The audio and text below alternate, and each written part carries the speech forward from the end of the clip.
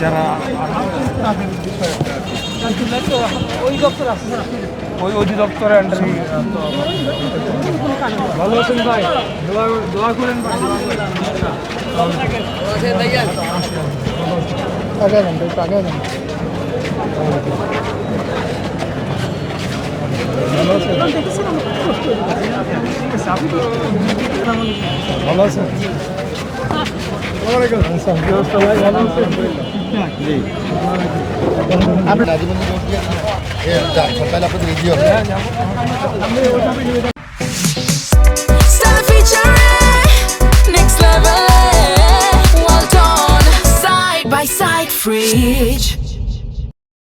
রমজান মাস শেষে রয়েছে, এখানে আমাদের সরকারের পক্ষ থেকে একটা জোরালো বার্তা রয়েছে, যাতে কোনোভাবে অতীতের ন্যায়, অতীতে যেভাবে বাজার সিন্ডিকেট করা হয়েছে, বাজার সিন্ডিকেট করে বিভিন্ন ভোগ্যপণ্য, বিভিন্ন খাদ্যদ্রব্যের দাম সেটিকে ম্যানিপুলেট করা হয়েছে এবং সেখানে একটা অবৈধভাবে মজুতদারির মাধ্যমে দাম কারসাজি করা হয়েছে, যার ফলে ক্রেতাদের আপনারা দেখেছেন যে চরম ভোগান্তিতে তারা পড়েছে, কীভাবে জিনিসপত্রের দাম বেড়ে গিয়েছিল। সেগুলো যাতে নিয়ন্ত্রিত অবস্থায় থাকে। আপনারা জানেন যে বাংলাদেশের বেশিরভাগই যেগুলো ভোগ্যপণ্য এবং যেগুলো ইম্পোর্ট হয়ে থাকে, বড় বড় কয়েকটা কোম্পানি তারা মানে যেগুলোকে আমরা মাফিয়া বলে থাকি, এই মাফিয়া সিন্ডিকেটরা তারা এখনও বহাল রয়েছে। যাই হোক, আমরা সেই বিষয়ে পরে আলাপে যাব। আজকে আমরা আসছি যে বাজার মনিটরিংয়ে, বাজার পরিস্থিতি পর্যবেক্ষণ করার জন্য এসেছি। আমরা এরপরে বাদামতলিতে যাব।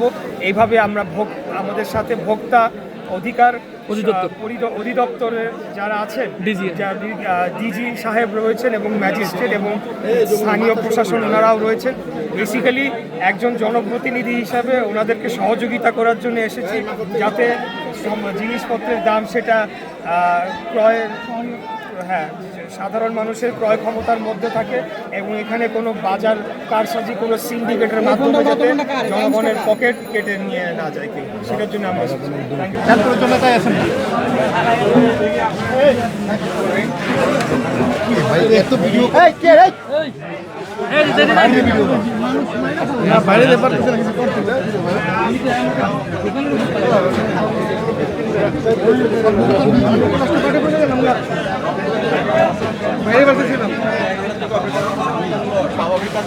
পড়ে যাবো, আমি পড়ে যাবো।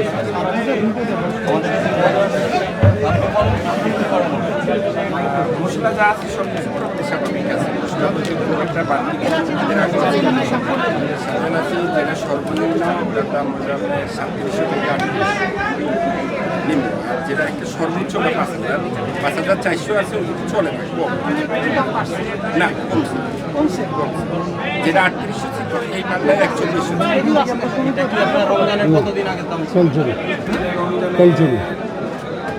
গত আরো 2-3 মাস আগে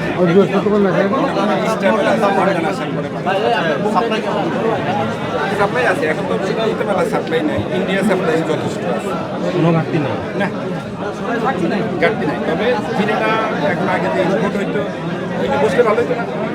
জিরাটা আগে ইম্পোর্ট হইতো, জিরাটা এখন ইম্পোর্টারের হাত থেকে ব্যবসাটা চলে গেছে। যারা সঠিক ইম্পোর্টার ওনাদের হাতে, জিরা আপনার তো জিরা আপনার এই যে মিশর থেকে আসে আর ইন্ডিয়া পারফেক্ট আছে, খুব কম, ওটা চলে। হ্যাঁ পারফেক্ট আছে, ইন্ডিয়া থেকে আসে বেশি। 80% জিরা হলো ইন্ডিয়া। মৌলভীবাজার ঢুকবেন না, মৌলভীবাজার ঢুকলে অধিকার লাস্ট শেষ। আসসালামু আলাইকুম।